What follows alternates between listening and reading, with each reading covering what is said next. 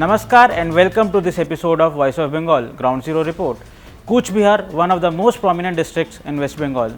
Cooch Behar is a city and a region in the foothills of eastern Himalayas, a city that has preserved its valuable cultural heritage. The Torsa River streams by the western part of the town. Hefty rains frequently cause floods and water blockage. Cooch Behar is a home to various district level and divisional level workplaces and has an enormous government representative workforce. Farming is a significant practice occupation for the earning of livelihood, and it supplies the town with the product of the soil. The district rural segments are associated with transport, agriculture, little shops and physical work in the construction field. Cooch Behar has a significant religious demography. Almost 76.44% are Hindus and 23.34% of people follows Islam. The district of Cooch Behar has 9 assembly constituencies, namely Mathabanga, Cooch Behar Uttar, Sital Kulchi, Mekliganj, Tufanganj, Sitai, Dhenhata and Natabari. 5 of these are reserved seats. In the 2011 assembly polls, TMC was established with 30.6% of votes and BJP was coming to 5.1% of votes. 2019 Lok Sabha polls underwent a shift in the voters' choice as TMC gathered 44.9% of votes, with BJP being at the top with 48.3% of vote share. Well, what could be the possible cause for this shift? Has it been the actions by the Modi government or the carelessness of the prevailing TMC? In the Cooch Behar district, there are issues of roads, drinking water, floods, unemployment and agriculture. The issues are going against TMC government because there is a high probable cause that the present government has done nothing substantial to solve these problems. TMC has suffixed its citizen with Kanya Shri, Yuva Shri and Swasthya Sathi card Yojana. People are happy, but these are not the primary things people are looking forward to. The BJP wants to rerun its record of 2019 elections and has fielded its biggest leader PM Modi in the election campaign. While addressing a mega rally in Cooch Behar, Prime Minister Modi launched a sharp attack on Mamata Banerjee and said, for 10 years, women, Dalits, backward classes and farmers, tea workers were subjected to injustices, but Didi, you were just an onlooker. Didi has started a new tax in Bengal, Bhaipo service tax. For this reason, today the voice is coming from every corner of Bengal. Chalo paltaएं, which means let us make the change. Moreover, he also claimed that her Muslim vote bank is slipping out of her hands. Cooch Behar shares its boundary with Bangladesh and more than 50% of the population belongs to SC category.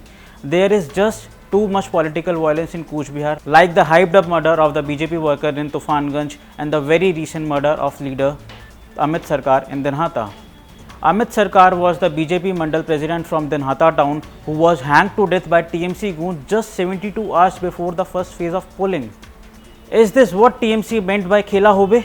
Bengal has been reduced to a blood field, with political killings becoming the norm. BJP has lost over 130 of its cadres, tweeted Amit Malviya, BJP IT cell chief. আপনার মতে আপনার জেলায় কোন দল strong বেশি বলে মনে হয় আপনার? বিজেপি। আপনার মতে কোন দল বেশি আসন পাবে বলে মনে হয় আপনার? বিজেপি। আপনি বললেন আপনার মতে বিজেপি দল স্ট্রং, সেটার কারণটা কি?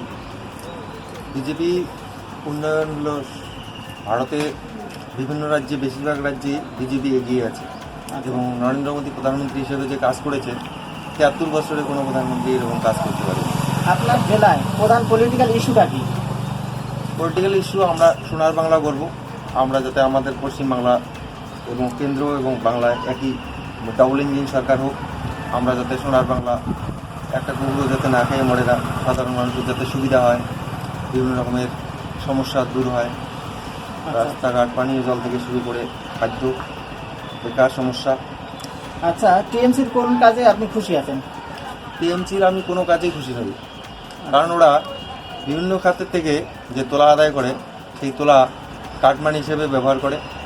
চিট ফান্ড দেখলাম, তারপরে চিট ফান্ডের থেকে সর্বস্ব লুট করে নিল, সমস্ত গরিব মানুষ, সাধারণ মানুষের টাকাগুলো খেয়ে নিল। তারপর যে প্রকল্পগুলি কেন্দ্র থেকে আসে না কেন, সেই প্রকল্পগুলি টিএমসি থেকে তোলাবাজি করছে, কাটমানি করে নিচ্ছে, ওরাই ভাগ করে নিচ্ছে। ১০০ টাকা বলতে ৭-৮ টাকা করে ঘরের টাকা নিয়েছে, এগুলো আমি জানি। আরও অনেক কিছু আছে। আচ্ছা, মোদির কোন কাজে খুশি আছেন? মোদির কাজে খুশির মধ্যে আমি আছি, যেমন যে 500 বছরের একটা বিতর্ক ছিল রাম মন্দির নিয়ে, সেই রাম মন্দির অযোধ্যায় তৈরি হচ্ছে, 2024-এ উদ্বোধন হবে। মোদির খুশি যে উজালা গ্যাস প্রকল্প গরিব মানুষ পেয়েছে। মোদির কাছে খুশি যে বিভিন্ন রকমের যে কাজগুলো আছে সেই কাজগুলো অন্য রাজ্যের সঙ্গে পশ্চিমবাংলায় যে সমস্ত কাজ হবে এবং সারা ভারতে মোদির মতো প্রধানমন্ত্রী হওয়া মুশকিল। 3 তালাক বাতিল করেছে, 70 ধারা বাতিল করেছে আচ্ছা, জম্মু কাশ্মীরে। আরও অনেক কিছু বলার আছে। 130টা প্রকল্প করেছে মোদি, সবটাতেই আমি খুশি। আপনার মতামত অনুযায়ী আপনার জেলায় কোন দল সবথেকে বেশি শক্তিশালী? এখন তো বিজেপি আপনার জেলায় কোন দল বেশি আসন পেতে পারে বলে আপনার মনে হয়? বিজেপি আপনি যে বললেন বিজেপি দলটি বেশি শক্তিশালী, কী কারণে আপনার মনে হচ্ছে বিজেপি? কারণ তৃণমূল দলে কিন্তু দেখতেছি আমরা তৃণমূল পার্টিটা অনেকে করতেছে, ছোটো ছোটো অনেক কিছু পাইতেছে, অনেকে পাইতেছে। মানে এখন পরিবর্তনের যদি মানুষ সুযোগ সুবিধা পায়। আচ্ছা, আপনার জেলার প্রথম পলিটিক্যাল ইস্যুগুলো কী কী আছে সমস্যা? সময় যেমন রাস্তাঘাটে সমস্যা আছে, যেমন আমার এই বাড়ির রাস্তাঘাট বন্ধ থাকে, রাস্তাঘাটে সমস্যা। হ্যাঁ, কোনো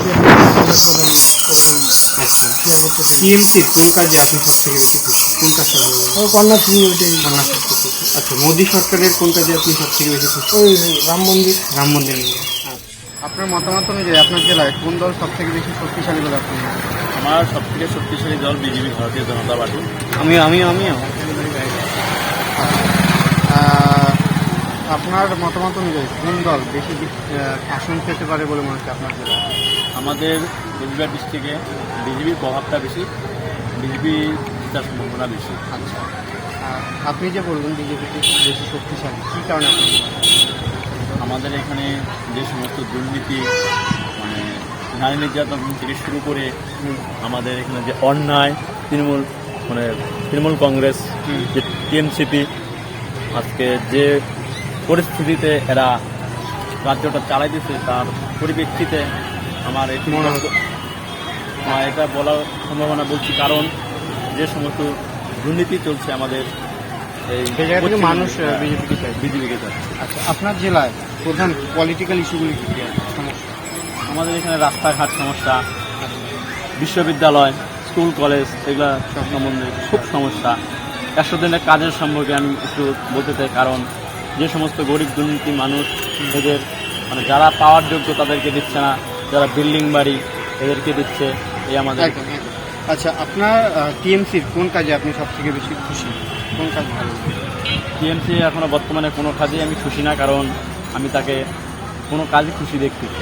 আচ্ছা, মোদী সরকারের কোন কাজে আপনি সবথেকে বেশি খুশি? দেখেন, মোদী সরকার আজকে আমফান দুর্নীতিতে যে তৃণমূল কংগ্রেস, মোদী সরকার 1000 কোটি টাকা প্রথম দিয়ে দিল, সেটার দুর্নীতি আজকে গরিব মানুষ রাস্তাঘাটে মুড়ি চিরাও খেতে পারে নাই। সেই জন্য আমি এই টিএমসি সরকারকে Considering precisely the district's current situation, the TMC is gradually facing a decline in the number of supporters, as most of them are unhappy and dissatisfied. While this unpopularity is favorable on the part of the BJP, everyone is noticing and appreciating their efforts on the construction of roads, evacuation program and Ujjwala Yojana. Yet this doesn't mean that BJP has a chance of clean sweep in the district.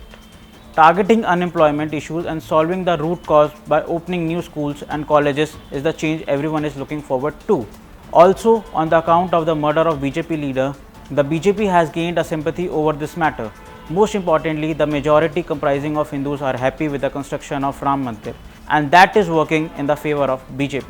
The Parivartan e-Citizen of Bengal demands is well led by the Modi government in the form of opening PM Jan Dhan Yojana accounts, providing gas rations, transfer of money in the bank accounts.